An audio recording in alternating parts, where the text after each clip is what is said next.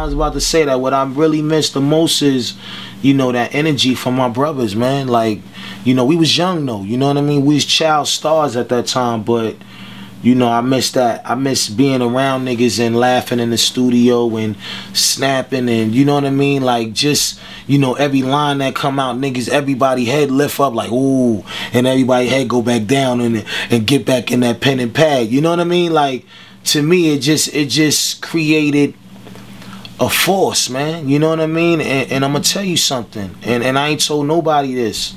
You know, I feel like in a way us doing solo things hurt us.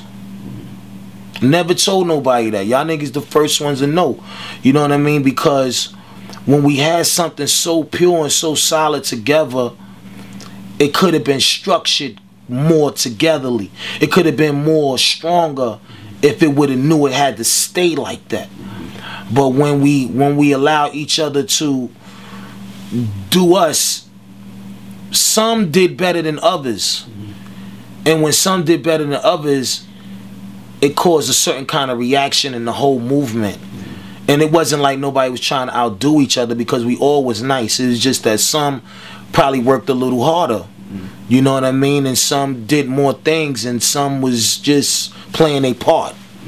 Which you can't be mad at. If a nigga playing his position and when it's time to go shoot and you say, yo, shoot. Alright, shoot. Bang. You know, but not being a slinger.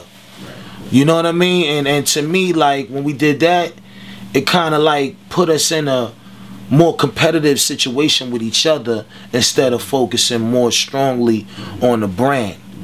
The brand is so big just as a team. It's like when we did that, it jumped into some ego shit, which normally happens. But what I'm just trying to say is that if we would have stayed more tighter, we probably would have had about 30 albums right now. You know what I mean? Really, like, just really doing it to the best of our ability. You know what I mean? When you seen the Beatles, they didn't do solo albums, did they? Later though. Later, much later. Much, over 10, 15 years later? 10 years later? 10 years, I think 10 years. Well, they was already legends though. Right, but you know, but I feel like we fall in that box. Right.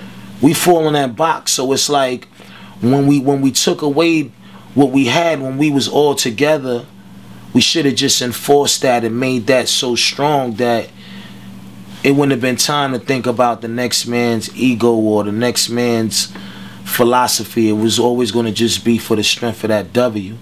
You know what I mean? And you know, that's just my opinion. You know what I mean? Others may feel like, nah, hell no, we could have, we made more money still or whatever, but I'm looking at it from a prestige level, from a corporation level, from a business side. Like, when we did that, we hurt ourselves. That was something new in the game. You know, white folk at the label didn't understand that technique. Like, oh, okay, he can go over there, he can fly over there, he can go over here, blah, blah, blah, blah, blah. Well, damn, Wu-Tang is what we love.